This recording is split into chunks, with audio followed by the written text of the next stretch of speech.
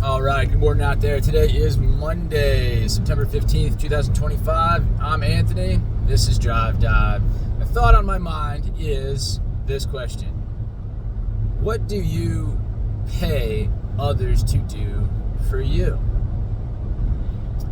And I really mean that sincerely, in that the thought on my mind right now, it really is like I love to do a lot of things, and there are a lot of things I think I'm capable of, but it's like you only have 24 hours in a day. So what are the things that like need to get done that you need to do that make financial sense for you to do? And what are some of the things that, you kind of offload to other people by paying them, right? So my son and I went this weekend to get haircuts. Now, you might think I'm nuts, but I like to cut my own hair. I like to cut my son's hair. It's something I think I can do, right? I have the tools to do. I'm not really set up for it at home, right? Like I have to, put down a cheap tablecloth and the stool, and I wish I don't know, had better lighting, where I do it, I guess in the basement. There's a couple like overhead lights, but they're not like pointed in the right spot. They're not super bright. And so, I don't always get it like perfect, but I'll say that I do think I do it better than like most of the barbers out there that we run into, right? I mean, you walk into a barber shop these days, I don't know, man, like the skill level's not there. And the funny part is like prices just keep going up, man. I think we spent, it's like $40 for a men's haircut and like $30 for a kid's. It's like, it's just unreal. I was reading something online about that where they're like, oh, well, now it's seen as more of like a precision job, and they take so much more care and training and blah blah blah. It's all a load of crap. So I don't know, that's one thing, right? Another is, and I've read that maybe like maybe it's not so economical, but changing your own oil, right, on your car, I suppose, right? I just did that this weekend, right? I went to get my oil changed, and I'll say it's really not that hard to do, right? I mean, you have to know your car, your make and model, and how accessible the drain plug is and the oil filter is. But beyond that, like, you just kind of loosen a couple things, let it all drip out, tighten those same couple things, and then pour new oil in, right? It's really not rocket science. It's not terribly time consuming. I mean, you could remove the drain plug, let as much oil drain, while you're doing other things, and then once it's done draining from the main pan, I guess,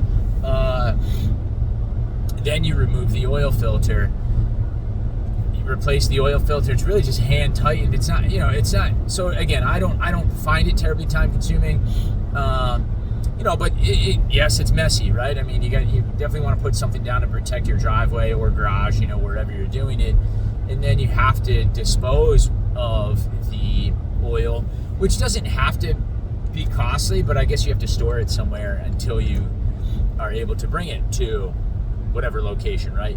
I want to say these oil change places like your Valvolines and such will take it from you for free, or you have your county drop-off dates, but again, you're storing it somewhere, and to get it from the drain pan, right, the into whichever used oil container or something that you're going to use to store it, again, can be messy, but I think it was like $60 for just conventional oil change, and then you look on Valvoline's website, you get like a $12 coupon, which if you're not using a coupon at these places, like, you're nuts, right? If you're going to a dealer, I think, to get your oil changed and paying those inflated prices, like, my goodness, like, I don't know, right? You got to reevaluate a couple things. There's definitely some ways to save money on that regular car maintenance. Doing it yourself is one of them, but I guess, right, you might spend $30 on an oil change kit at, AutoZone or something like that, right? Getting the oil and the filter, so I don't know, every 3,000 miles or so when you change your oil, maybe you're saving $20, and I know the time and everything like that, so it's probably not the most economical thing, but depending on your financial situation and whatnot, I mean, that extra $20 savings every few months could amount to something, right? So I'm trying to reevaluate some of those things, right? I mean, cutting my own grass, I do think makes sense. I mean, a neighbor of ours told us that I guess the company in town charges like $90 a cut now. When we first moved into our house, there was a guy who would cut it for like $35, and that was a steal. I don't know how he was doing it or making any money, but he couldn't have been making too much per cut, or maybe he was just starting out, so offering a low rate to build up his customer base. But $90 seems a little outrageous, right? When it's something that you're going to do. I don't know, if you really care about your lawn, I'm told it's like an every five day thing. But even if you just say once a week, $90, like if you're able, there's a lot of startup, depending on the size of your lawn and everything like that. You're buying your lawn mower, and that comes with some maintenance as well, right?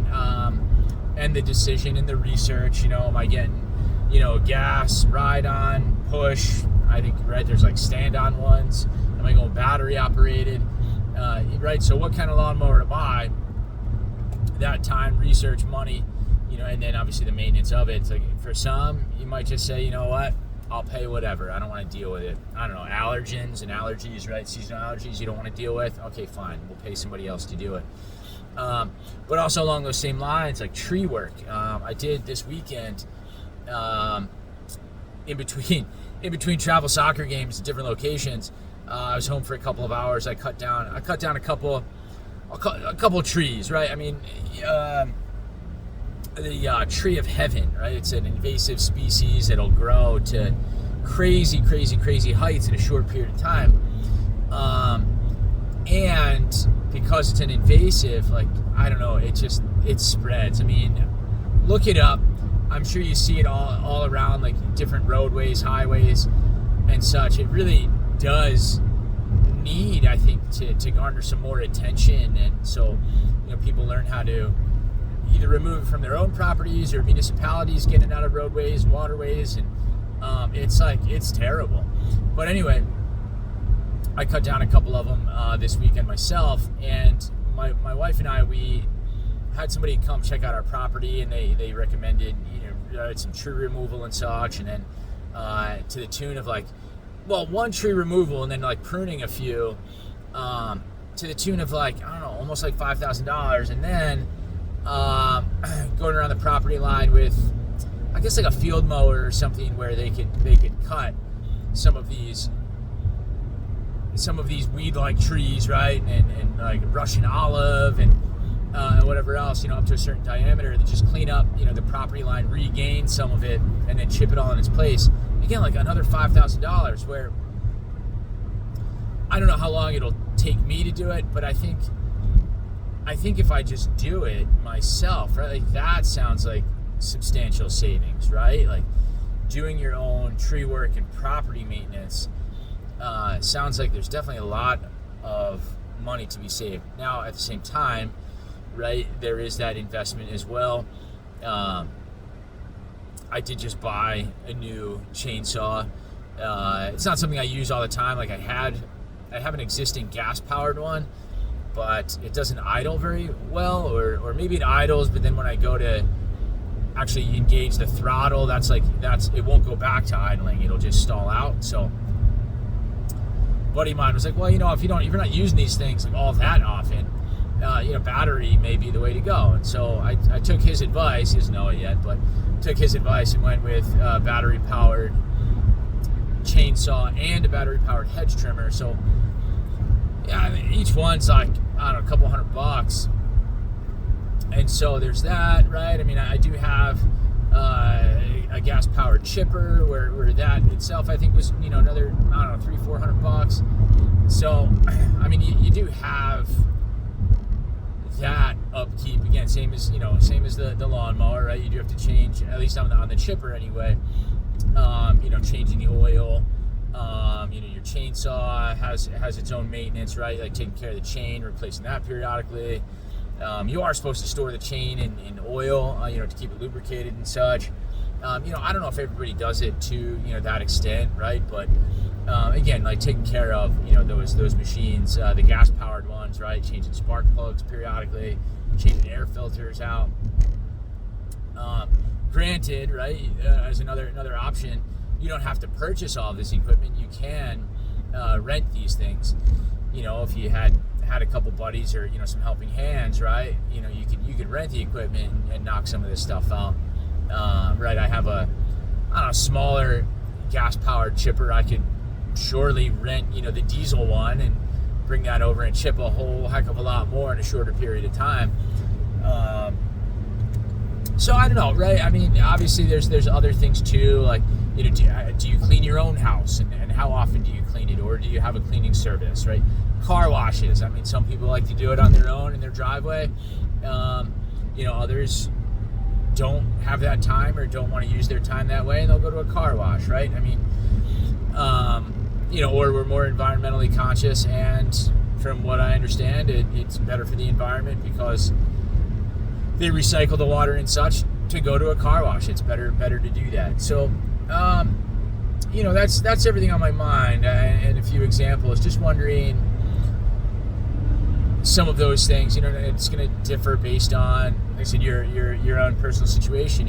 But what is it that you elect to do yourself, and why? What is it that you choose to pay for, and why? That's it. That's those are my questions. Please comment down below. And the examples I shared, feel free to share your thoughts on those as well. Oh, nice job, nice work, or hey, yeah, it doesn't make sense to do this or do that. For reasons X, Y, and Z, I'd appreciate it. But otherwise, yeah, like, subscribe. Have a great day. I'll catch you on the next one.